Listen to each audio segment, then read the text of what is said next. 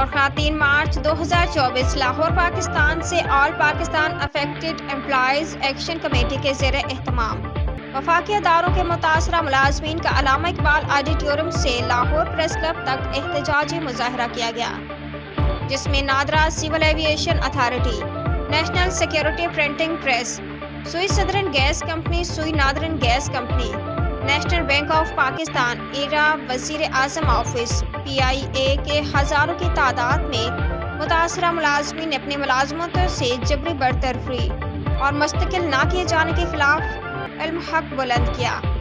اس موقع پر نادرا ملازمین بحالی تحریک کے رہنما رضا خان سواتی نے متاثرہ ملازمین سے خطاب کرتے ہوئے کہا کہ انشاءاللہ تعالی 7 مارچ کو اسلام آباد ہائی کورٹ سے ملازمین کو ضرور انصاف کی فراہمی ہوگی، اور یہ کہ متاثرہ ملازمین اپنے حقوق کی جدوجہد میں شانہ بشانہ کھڑے ہیں، اور ایوان اقتدار میں بیٹھے عوامی نمائندوں سے بھی یہ درخواست کرتے ہیں کہ وہ متاثرہ ملازمین کی نوکریوں پر مستقلی اور بحالی کے فوری احکامات جاری کریں۔ اس موقع پر دیگر رہنماؤں نے متاثرہ ملازمین سے خطاب کرتے ہوئے کہا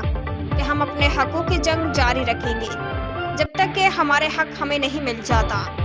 مظاہرے کے انعقاد پر chairman all Pakistan affected employees action committee کے چیئرمین جناب محمد جنید عوان نے متاثرہ ملازمین سے خطاب کیا،